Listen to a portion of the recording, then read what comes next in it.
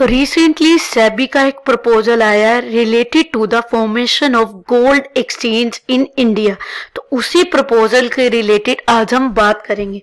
अब before discussing the gold exchange, हम Indians के गोल्ड रिलेटेड कुछ इंटरेस्टिंग फैक्ट्स को फर्स्ट स्टडी करते हैं।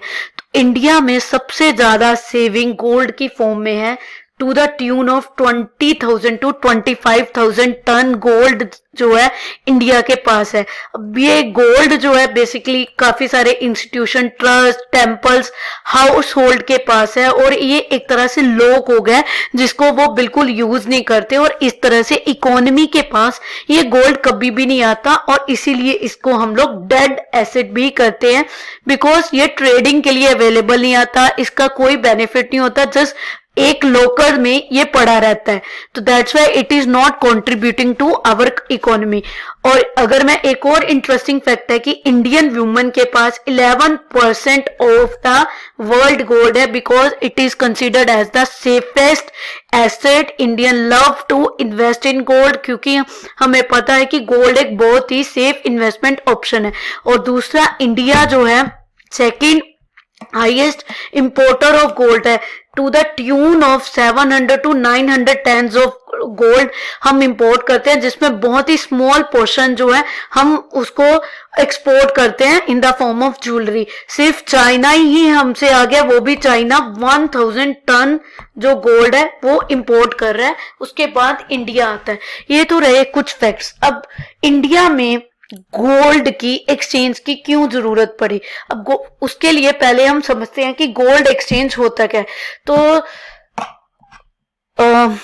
स्पॉट एक्सचेंज जो होती है, it is a place where financial instrument such as commodity, currency, securities trade होती हैं फॉर इमीडिएट डिलीवरी। आपको स्टॉक एक्सचेंजेस के बारे में पता होगा, जैसे बीएसई है, एनएसई है। तो एनएसई और बीएसई में हम लोग बेसिकली किसी भी कंपनी के शेयर लिस्टेड होते हैं, उन शेयर्स की ट्रेडिंग होती है इन ऑनलाइन फॉर्म। कोई भी शेयर फिजिकल फॉर्म में अब नहीं होता, डीमैट अकाउंट हम ओपन करते हैं और ऑनलाइन फॉर्म में वो सिक्योरिटीज जो है डिपॉजिटरी के पास रहती हैं। तो उसी चीज को बेस लेते हुए SEBI is currently working for a proposal, जो कि हमारे फाइनेंस मिनिस्टर ने रिसेंटली बजट में अनाउंस किया था। तो उसके लिए सेबी वर्क कर रहा है और उसके लिए उसने रिसेंटली एक वर्किंग ग्रुप भी सेटअप किया, जिससे ये पर्टिकुलर टॉपिक बहुत ज्यादा न्यूज में आया था।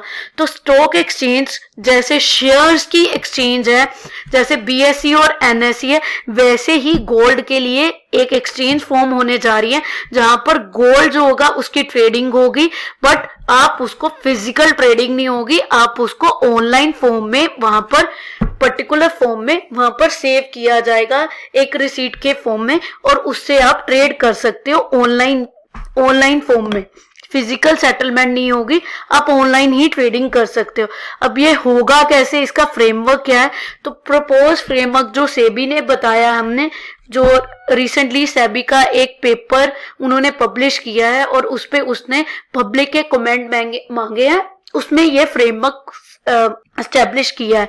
अगर आप भी इसको डिटेल में पढ़ना चाहते हो तो सेबी की वेबसाइट पे जाइए, वहां ये पेपर अवेलेबल है। तो उसमें सेबी ने प्रपोज फ्रेमवर्क, ये वर्किंग कैसी होगी जो पूरी मैं आपको बोल रही हूँ, जैसे शेयर्स की ट्रेडिंग होती है वैसे गोल्ड की ट्रेडिंग होगी। तो उसमें पहले क्या होगा, कोई भी एंटिटी है, चाहे पर्सन है, चाहे कोई इंस्टीट्यूट है, जो गोल्ड चाहे उसके पास लोकली मैन्युफैक्चर्ड है या इंपोर्टेड है, वो एक्सचेंज करना चाहता है, तो वो सेबी के एक रेगुलेटर, वोल्ट मैनेजर जिसको बोला जा रहा है, टर्मिनोलॉजी यूज की है volt manager, just like shares के केस में डिपॉजिटरी होता है, तो यहाँ पर वोल्ट मैनेजर आ जाएगा। तो वोल्ट मैनेजर के पास अपना फिजिकल गोल्ड लेकर जाओगे, वो क्वालिटी उसकी असेस करेगा, जैसे कितने कैरेट, वो प्योरिटी चेक करेगा उसकी, और उसको वो असेस करने के बाद उसकी क्वालिटी और क्वांटिटी आपको एक सेकंड स्टेप में ईजीआर इशू कर देगा। EGR means electronic gold receipt, एक ऑनलाइन फॉर्म में आपको रिसीट मिलेगी। ये जो रिसीट है that will be tradable on exchange. आपको फिजिकल अगर आपको बाय और सेल करना होगा गोल्ड फ्यूचर में तो आपको पूरा गोल्ड नहीं लेकर जाना पड़ेगा, आप सिर्फ ये EGR इलेक्ट्रॉनिक गोल्ड रिसीप्ट जो आपको वोल्ट मैनेजर ने इशू कर दिया जो कि सेबी अपॉइंटेड होगा, आप उसको ले जाकर आप उसकी ट्रेडिंग कर सकते हो। तो इसमें क्या होगा, अगर आपको सेल करना है गोल्ड तो आपको अपनी EGR जो है वोल्ट मैनेजर को सरेंडर करनी पड़ेगी। और अगर आपको डिलीवरी लेनी है गोल्ड की तो उस केस में आपको मिल जाएगा। अगर आप EGR सरेंडर कर दोगे वोल्ट मैनेजर को तो आपको डिलीवरी ऑफ गोल्ड मिल जाएगा। अगर आप फिजिकल फॉर्म में चाहते हो, अगर ऑनलाइन फॉर्म में चाहते हो गोल्ड तो वो EGR की फॉर्म में आप होल्ड कर सकते हो, जिसको आप ट्रेड कर सकते हो एक्सचेंज में। बट इन केस आपको फिजिकल डिलीवरी चाहिए तो आपको EGR को सरेंडर करना पड़ेगा। अब और इसमें क्या है कि वो एक पर्टिकुलर जैसे क्लियरिंग कॉर्पोरेशन होती है, क्लियरिंग हाउस होते हैं जहां पर शेयर आपके डिपॉजिटरी के पास जो शेयर होते हैं वो आपके वो स्टोर करके रखता है। तो इसीलिए एक इंटरफेस डेवलप किया जाएगा इकोसिस्टम जिसमें वॉल्ट मैनेजर होगा, डिपॉजिटरीज होंगे, क्लियरिंग कॉर्पोरेशन होंगी जो ये सारी चीज को प्रोसेस करने में हेल्प करेगी। अब इसमें जो EGR की डिनोमिनेशन होगी 1 किलोग्राम, 100 ग्राम, 50 ग्राम में आपके हैं एंड सब्जेक्ट टू दोस्त can be even for 5 to 10 ग्राम के भी इशू कर सकती हैं वो EGR।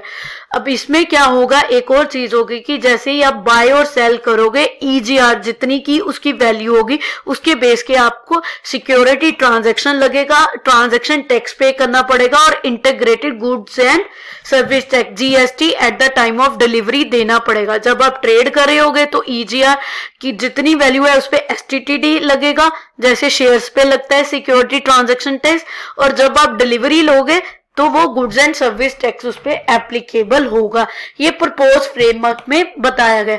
अब क्वेश्चन अराइज होता है कि सेबी को इतना सारा सेटअप करने की नीड क्यों अराइज हुई, हम क्यों इतना एक बल्कि प्रोजेक्ट जो है वो ले रहे हैं, उसकी क्या नीड अराइज हुई। तो इसके उससे पहले रीजंस हम स्टडी करें। दो और चीजें जो सेबी के इस प्रपोजल में आती हैं, टर्म जो यूज हो रही हैं जिसका जानना आपके लिए बहुत जरूरी है। One is the fungibility. Fungibility क्या होती है कि गोल्ड जो आपने डिपॉजिट करा है से आपके पास एक EGR है that can be delivered against surrender of EGR too, आप उसको एक्सचेंज कर सकते हो प्रोवाइडेड उनका कॉन्ट्रैक्ट सेम होना चाहिए। मींस गोल्ड की प्योरिटी सेम होनी चाहिए, वैल्यू जो है वो सेम होनी चाहिए, वेट सेम होना चाहिए। अगर दो EGR की सेम वैल्यू है तो आप उनको एक्सचेंज कर सकते हो। मीन एक की जगह पर आप दूसरी को सेल कर सकते हो या दूसरी के बेस पे आप सरेंडर करके फिजिकल वैल्यू ले सकते हो। ये फंजिबिलिटी आ गई उनकी।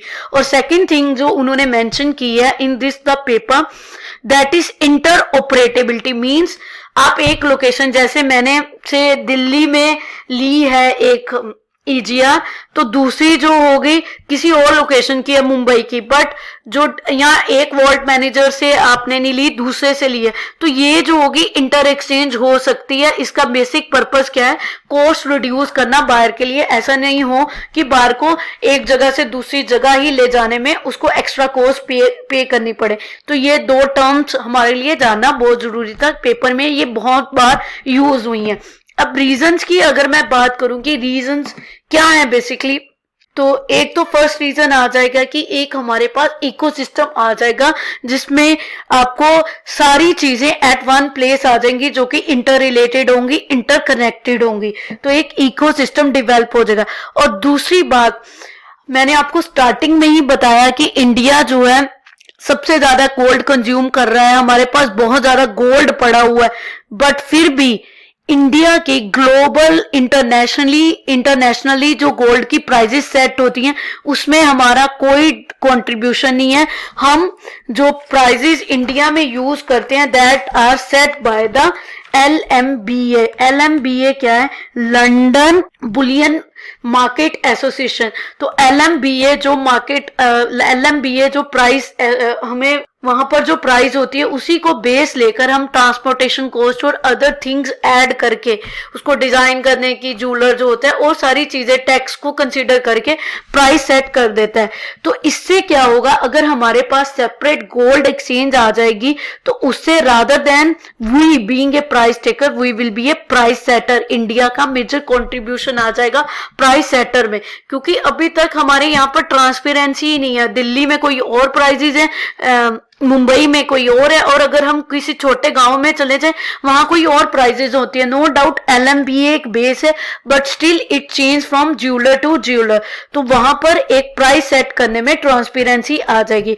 तो यहाँ पर हमारे पास क्या बेनिफिट आ जाएगा नेक्स्ट, कि सिंगल गुड्स डिलीवरी स्टैंडर्ड आ जाएगा और सिंगल रेफरेंस प्राइस आ जाएगी। जो उस एक्सचेंज में प्राइस चल रही होगी that will be reference price for all the people. जो मैंने आपको कहा अभी के सिस्टम में जो प्रॉब्लम थी उसको कर्व करने की ये तैयारी की जा रही है। तो ट्रांसपेरेंसी बढ़ेगी, जो डिप्रीरिएशन इन प्राइसेस है वो हम कंट्रोल कर पाएंगे, और उससे मार्केट फ्रेगमेंटेशन जो है प्रेजेंटली वो भी रिड्यूस हो जाएगी, और जिससे क्या होगा, लिक्विडिटी बढ़ेगी। जो आपका अभी एक डेड एसेट है लोगों के पास पड़ा हुआ, आप अगर घर में गोल्ड रखते हो या लॉकर में रखते हो तो उसके अलग चैलेंजेस हैं। फिजिकल गोल्ड बहुत लोग अपने लॉकर में रखते हैं, तो उनके पास एक ऑप्शन आ जाएगी जिसको वो एक EGR की फॉर्म में कन्वर्ट करके रख सकते हैं, और जिसको जब नीड अराइज आए वो उसको फिजिकल गोल्ड में कन्वर्ट भी कर सकते हैं।